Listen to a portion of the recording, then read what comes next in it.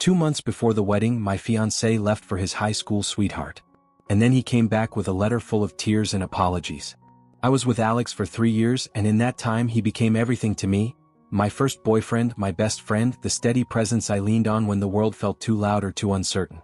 He was the kind of person who remembered the smallest details, who brought me tea when I had a cold, who held my hand in public like it was the most natural thing in the world. Our moms became friends almost instantly, as if something in the universe had been waiting for them to meet, and their bond only deepened the illusion that our lives were meant to intertwine forever. We planned our future with the kind of certainty only people deeply in love, and perhaps a little naive, can have, talking about house colors, baby names, and what city we might end up in after Austin.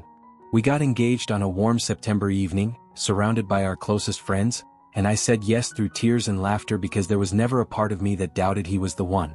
Even now, months later, my chest tightens when I remember how we once lay under the stars on a faded blanket in a quiet park on the edge of Austin, whispering dreams into the night like we were living inside a novel, unaware of how quickly pages can turn. Everything changed 2 months before the wedding, just when we were finalizing the playlist and choosing napkin colors, when life still felt full of promises and late-night planning.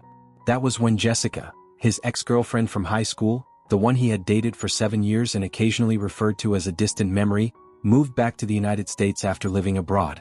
She wrote him a message, polite and seemingly innocent, saying she had returned and just wanted to talk, to catch up after all those years, nothing more. Alex showed me the message immediately, his face calm, his voice steady, and there was nothing in her words that struck me as threatening. It felt like the mature thing to do, to let the past exist without fear, so when he asked if he could meet her for coffee, I said yes without hesitation. I trusted him deeply and without question because we had built something solid, or so I thought, and I believed that love, real love, could stand on the shoulders of trust. But after that meeting with Jessica, something in Alex shifted in a way that was subtle at first but quickly became impossible to ignore. He grew quiet, distant in a way that didn't feel like exhaustion but like retreat, like he was pulling some part of himself further and further away from me. He became irritable over the smallest things, the wrong brand of coffee, a forgotten text, and the warmth in his voice that used to comfort me started to fade.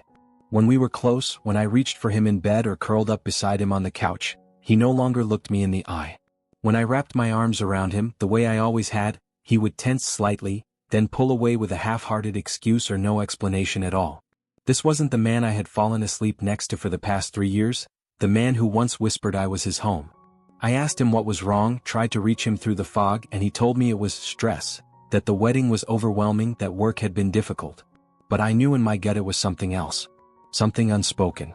Something I wasn't being told. I went to San Antonio for the weekend, to visit his grandmother like I had so many times before, a woman who had welcomed me like her own from the very beginning, and we sat together on her sun-drenched porch knitting in silence and in laughter, a tradition that had become ours over the years. It was a comforting escape, and I thought maybe some time apart would clear the air between Alex and me, soften whatever had been hardening between us. But when I came home, keys still in hand and heart slightly lighter, I walked through the door and found him packing. Our apartment, the place where we'd once danced barefoot in the kitchen and dreamed out loud, was filled with open boxes and folded clothes, and for a moment I couldn't move. It felt like I had stepped into a movie scene, watching from outside myself as the life I knew began to unravel.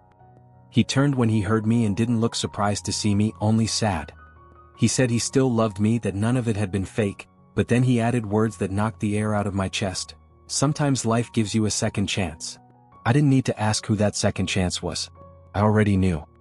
He admitted it without flinching, standing in the middle of our living room surrounded by half-filled boxes and broken promises, and told me that he had resumed his relationship with Jessica. He said they had been talking more after that first meeting, that old memories resurfaced and blurred the lines between past and present until it felt like something he couldn't ignore. She found out about our wedding, and that, according to him, was when she realized she had lost him, as if my love, our years together, our future, were just placeholders until she made up her mind. Alex told me he wanted to give them another try, that it felt like unfinished business, something worth risking everything for. And the worst part wasn't even the words, it was the way he said them. He didn't cry, didn't hesitate, didn't even look me in the eye. He just spoke, flat and hollow, then turned and walked into the bedroom. At 10 p.m., his friend showed up with a truck, and they began carrying out the boxes I hadn't even finished unpacking from when we first moved in. There was no goodbye, no apology that could touch what had just happened. That was it. That was it. He promised, in that same detached voice, to help me with the rent for a while, knowing I couldn't afford the apartment in Dallas on my own now that he was gone, as if a monthly check could patch over the wreckage he had left behind. I didn't respond. I just stood there in silence, numb and weightless, like my body hadn't caught up with what had happened. That night, I didn't go into our bedroom, I couldn't. The bed, once filled with warmth and laughter and whispered plans for the future, now looked like a graveyard of everything I had believed in. I curled up in the guest room, where the sheets still smelled like detergent instead of him, and cried into a pillow until my throat burned and my face was sore. At some point, in the desperation of wanting to understand how he could throw it all away, I called him. The phone rang and rang, then went to voicemail. I called again. And again. But he never picked up. My friends and family surrounded me with the kind of quiet, unwavering support that I hadn't even realized I needed, showing up with food, soft words, and open arms that held me when I didn't have the strength to speak.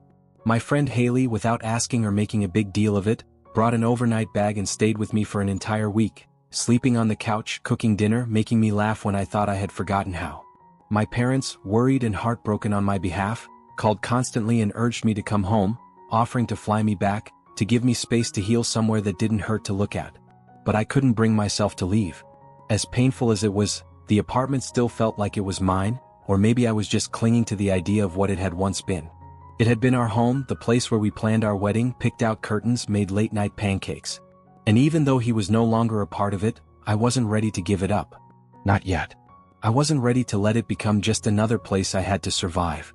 I canceled the wedding with shaking hands and a hollow chest, calling vendors one by one, each conversation a reminder of what was supposed to be, and returned the dress I had once stood in with tears of joy, not heartbreak. I managed to write off a portion of the money we had put down for the banquet hall, though most of it was lost just like everything else. His mother called me in disbelief, her voice trembling as she tried to understand what had happened, and his grandmother, who had always looked at me like a granddaughter, sounded furious, not at me but at him. She told me without hesitation that he had lost his mind, and then added in that clipped, confident way only grandmothers can, "He'll come crawling back."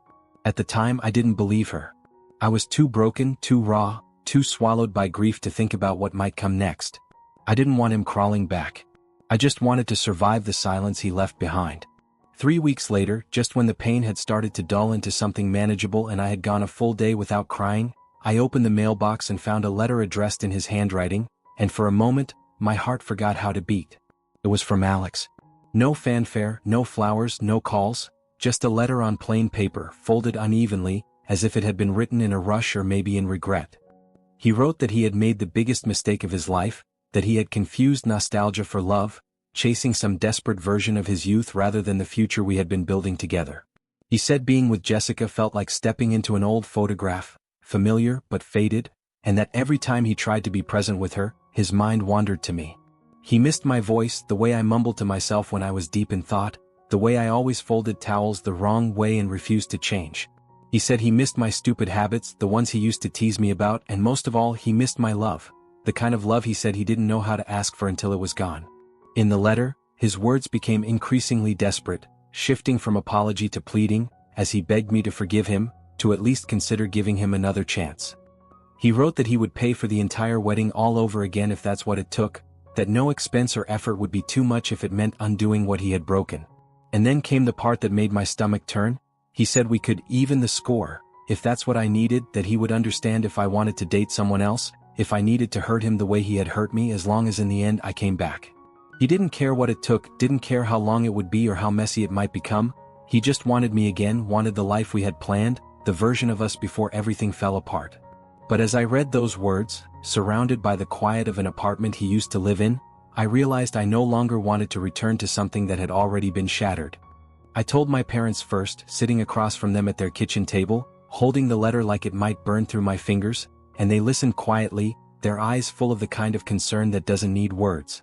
Then I called his grandmother, the woman who once said he would come crawling back, and read parts of it to her over the phone. She sighed, long and low, and told me she wished things had turned out differently, that she had always seen me as family, but she would understand whatever choice I made. His mother echoed the same, her voice more hesitant, a little more hopeful, saying she would love to see us together again but that she knew it wouldn't be easy.